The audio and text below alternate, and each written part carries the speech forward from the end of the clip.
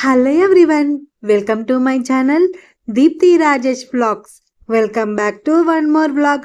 అందరూ ఎలా ఉన్నారండి? బాగున్నారా? మేమైతే చాలా బాగున్నాము. మీ అందరూ కూడా బాగుండాలని మనస్ఫూర్తిగా కోరుకుంటున్నాను.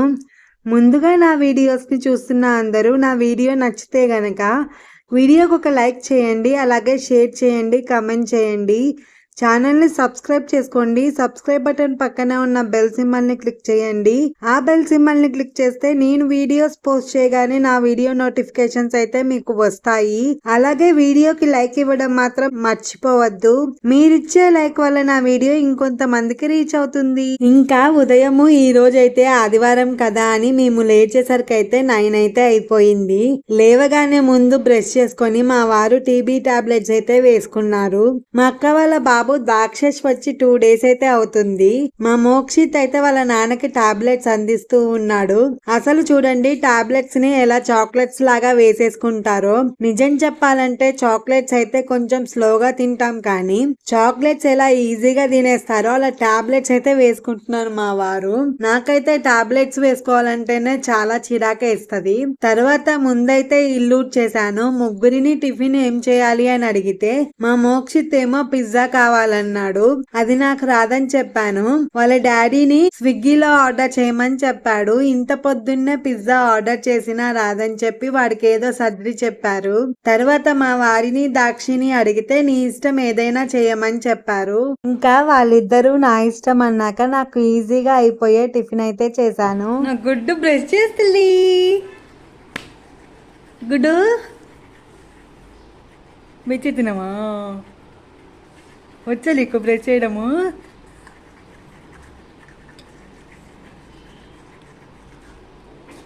వావ్, చీ వాటర్ తీసుకో.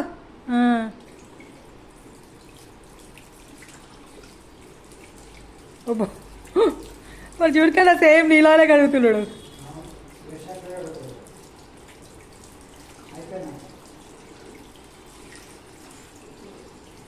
నోట్లో నీళ్ళు పోసుకొని పొక్లి. ఆగు, ఫాస్ట్గా నీళ్ళన్నీ పారబోయద్దు.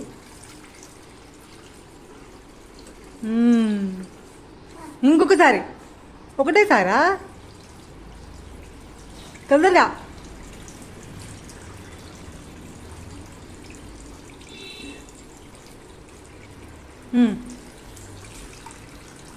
వెరీ గుడ్ బాయ్ అమ్మా మోచిత్.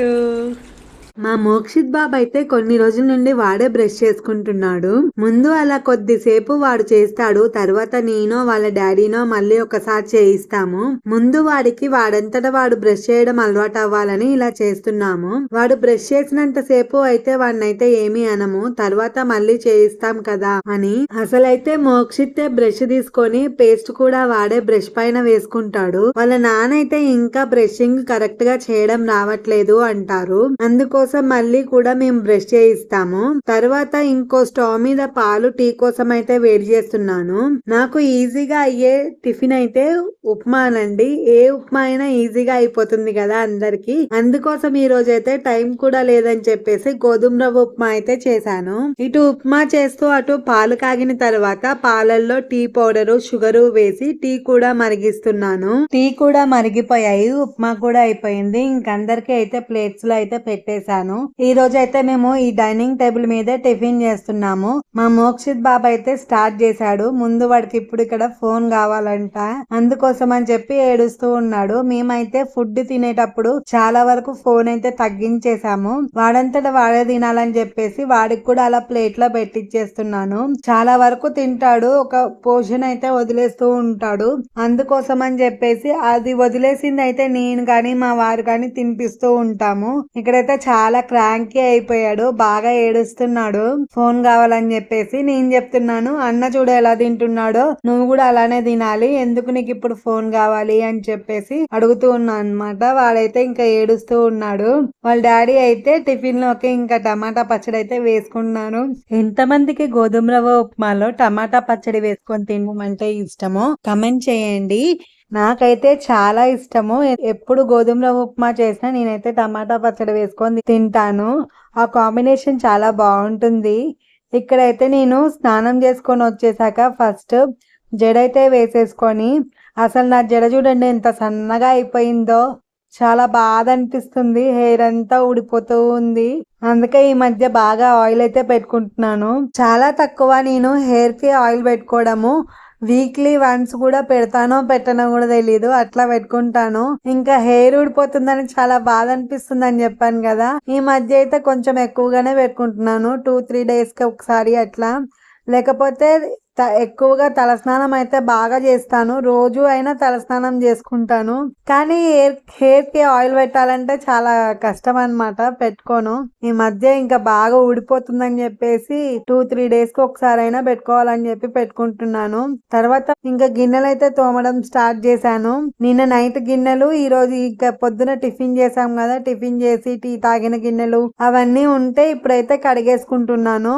మీరు చాలా వీడియోస్ లో చూసే ఉంటారు మా మోక్షిత్ బాబుది సైకిల్ అక్కడ ఇన్వర్టర్ పక్కన ఉంటుంది కదా, అదైతే ఈ రోజు మా హస్బెండ్ అయితే తీసుకెళ్లి కొంచెం రిపేర్ ఉంటే చేపించారనమాట. అదైతే 1000 రూపీస్ పడింది. ఏంటో చైన్ ఏదో పోయిందంట. ఇంకా సీట్ అయితే చేంజ్ చేయించారు. వాడికి కొంచెం రఫ్ గా ఉంది సీటు కూర్చోడానికి అని చెప్పేసి కొంచెం సాఫ్ట్ గా ఉండే సీట్ అయితే వేపించారు. ఏం తొక్కుతాడో ఏమో గాని. ఇది కొని 3 years అవుతుందేమో. మేము ఇండిపెండెంట్ హౌస్ లో ఉన్నప్పుడు ఒక 2-3 weeks బాగా దొక్కాడు గాని తర్వాత అయితే ఇంకా పక్కన పడేశాడు. ఇప్పుడైతే తీసాము. మళ్ళీ ఇంకా ఏం తొక్కుతాడో చూడాలి. అసలు చూడండి సైకిల్ అయితే ఎంత కొత్తగా ఉందో. ఇంకా కవర్ కూడా తీయలేదు సరిగా. ఇంకా మా మోక్షిత్ బాబు అయితే ఫుల్ ఎంజాయ్ అన్నమాట. సైకిల్ చూసి తొక్కేది తక్కువ ఆరాటం ఎక్కువ అన్నట్లు. ఇంకా సైకిల్ అయితే యూజ్ చేసి చాలా రోజులు అవుతుంది కదా, రిపేర్ కి తీసుకెళ్ళగానే అక్కడ సైకిల్ పార్ట్స్ కి మొత్తము ఆయిల్ వేశారంట. అందుకే ఇంకా మా హస్బెండ్ కొంచెం డస్ట్ కూడా ఉందని చెప్పేసి క్లీన్ చేశారనమాట. వాళ్ళు బయటికి వెళ్లి సైకిల్ రిపేర్ చేసుకొని వచ్చే లోపు నేనైతే గిన్నెలన్నీ కడిగేసుకున్నాను. తర్వాత ఇంకా ఎండకి వెళ్లి వచ్చారు కదా అని చెప్పేసి పపాయ జ్యూస్ అయితే చేస్తున్నాను. ఈ జ్యూస్ కి ఫస్ట్ మార్నింగ్ నుంచి చెప్తున్నాను పాలు తెప్పించమని మా హస్బెండ్ కి. పాలు తెప్పిస్తే పపాయ మిల్క్ షేక్ చేస్తానని చెప్పి చెప్తూ ఉన్నాను అనమాట. తెప్పించలేదు. ఇంకా పపాయ అయితే కట్ చేసుకొని 2-3 days అయిపోతుంది. ఇంకా మళ్ళీ ముక్కలు అలా ఉన్నా కూడా పాడైపోతాయి అని చెప్పేసి ఇంకా నలుగురం ఉన్నాం కదా, అయిపోతుంది కదా అని చెప్పేసి జ్యూస్ అయితే చేశాను. మా హస్బెండ్ కి అలా వాటర్ వేసి చేస్తే బాగాలేదంట. అందుకని నాతోని ఆర్గ్యూ చేస్తున్నారు. నేను పాలు తెప్పిస్తా అన్నా కదా, నువ్వు ఎందుకు అలా చేసావు అని చెప్పేసి. ఇంకా ఎలాగోనో తాగేశారు. తర్వాత ఇంకా నేను కూడా తాగేసి లంచ్ కి అయితే ప్రిపేర్ చేస్తున్నాను. ఫస్ట్ స్టవ్ కి స్టాండ్స్ అయితే సెట్ చేసేసుకున్నాను.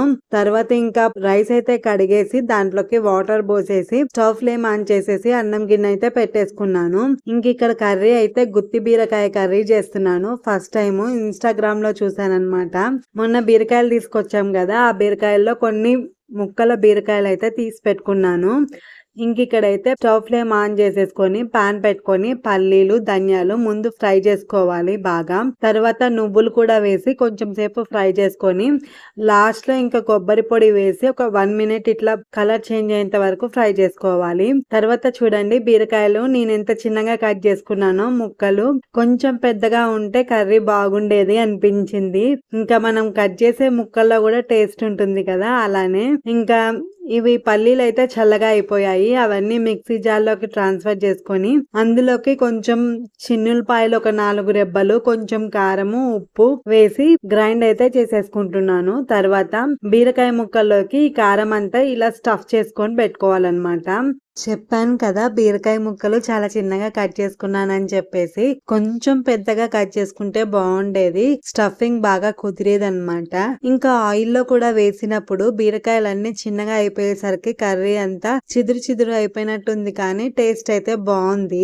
బీరకాయలన్నీ స్టఫ్ చేసుకున్నాక స్టవ్ ఫ్లేమ్ ఆన్ చేసి పాన్ పెట్టేసుకొని కొంచెం ఆయిల్ వేసుకొని స్టఫ్ చేసుకున్న బీరకాయలన్నీ పాన్ లోకి అయితే సెట్ చేసేసుకొని లిడ్ పెట్టి ఒక 5 minutes అంతే కుక్ చేసుకుంటే బీరకాయ బాగా మగ్గిపోతుంది. దాని తర్వాత లిడ్ తీసి మిగిలిన ధనియాల పొడి మొత్తం వేసేసి ఒకసారి కలుపుకొని మళ్ళీ లిడ్ పెట్టి ఆ కారం అంతా మగ్గేంత వరకు ఫ్రై చేసుకోవడమే. అంతే, గుత్తి బీరకాయ రెడీ అయిపోతుంది. నా కర్రీలో చూడండి బీరకాయ ముక్కల కంటే స్టఫింగ్ ఎక్కువగా అనిపిస్తూ ఉంది. అదొక్కటే ఫాల్ట్ అయిపోయింది. కర్రీ అయితే టేస్ట్ అయితే బాగుంది. ఇంకా పక్కనైతే బెండకాయ కూర చేస్తున్నాను.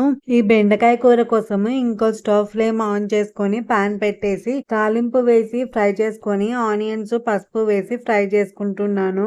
ఈలోగా గుత్తి బీరకాయ కర్రీ అయితే రెడీ అయిపోయింది.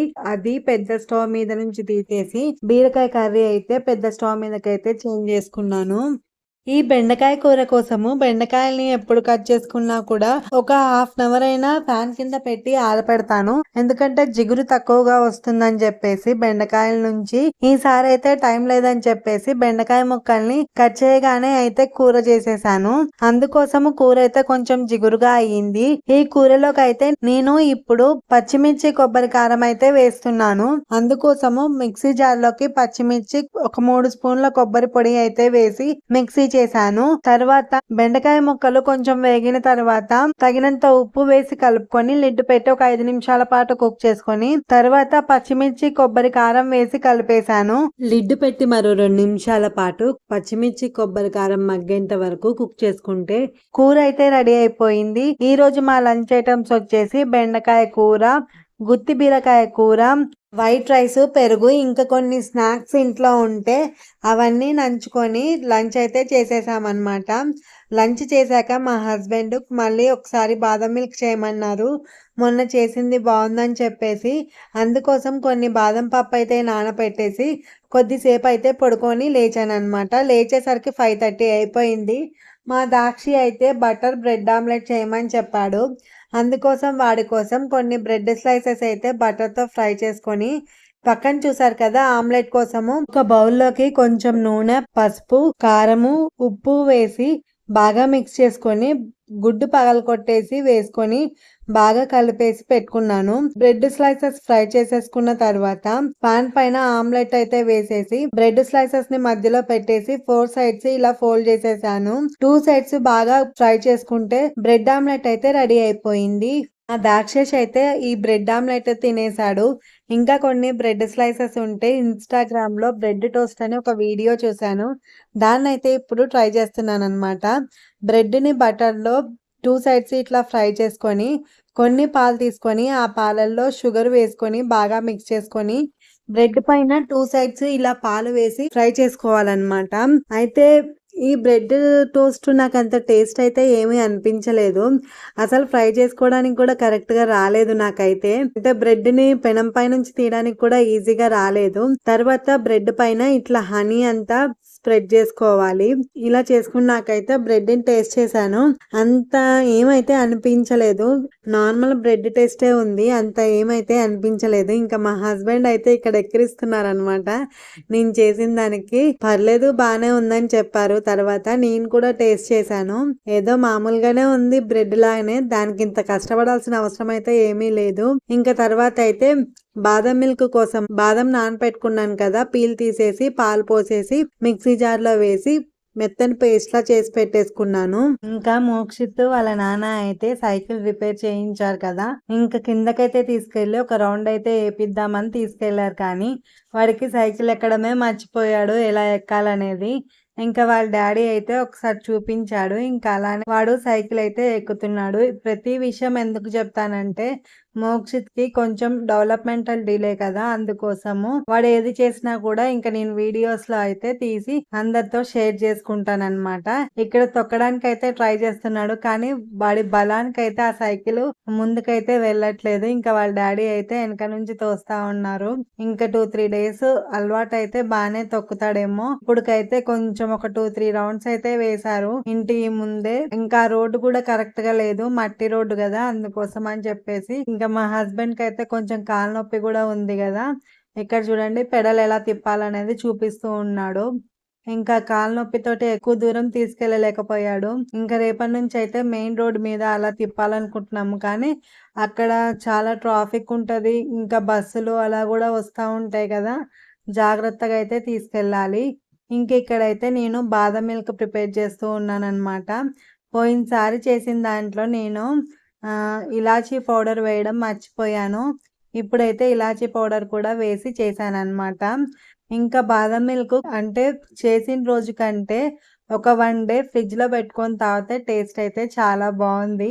నాకు అది కరెక్ట్ అనిపించింది. అందుకే మీతో షేర్ చేస్తున్నాను. పాలు బాగా మరగబెట్టేసుకొని మనం మిక్సీ చేసుకున్న బాదం పేస్ట్‌ని అయితే వేసి బాగా కలుపుకుంటూ ఉండాలి అడుగంటకుండా. నేను ఒకటేసారి డిష్‌లో అయితే చేస్తున్నాను.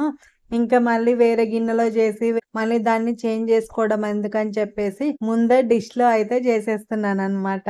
బాదం పేస్ట్ కూడా బాగా మరిగిన తర్వాత అందులోకి షుగరు, కస్టర్డ్ పౌడరు, ఇలాచీ పౌడర్ కూడా వేసుకున్నాను.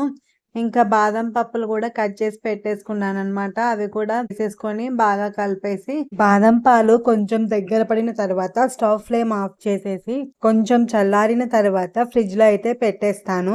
నేను చెప్పాను కదా బాదం మిల్క్ చేసిన రోజు కంటే తర్వాత రోజు తాగితే చాలా టేస్టీగా ఉన్నాయి బాదం పాలు. ఇంతకీ మీకు తిక్కుగా తాగడం ఇష్టమా, తిన్నగా తాగడం ఇష్టమా? వీలైతే కమెంట్ చేయండి.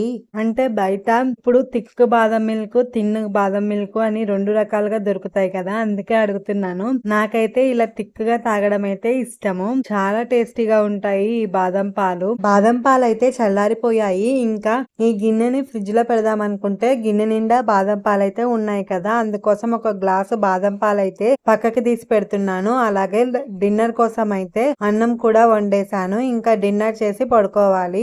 అంటే ఇంకా ఈ వీడియో నచ్చితే గనక లైక్ చేయండి, షేర్ చేయండి, కమెంట్ చేయండి. ఛానల్ ని సబ్స్క్రైబ్ చేసుకోండి. సబ్స్క్రైబ్ బటన్ పక్కనే ఉన్న బెల్ సింబల్ ని క్లిక్ చేస్తే నేను వీడియోస్ పోస్ట్ చేయగానే నా వీడియో నోటిఫికేషన్స్ అయితే మీకు వస్తాయి.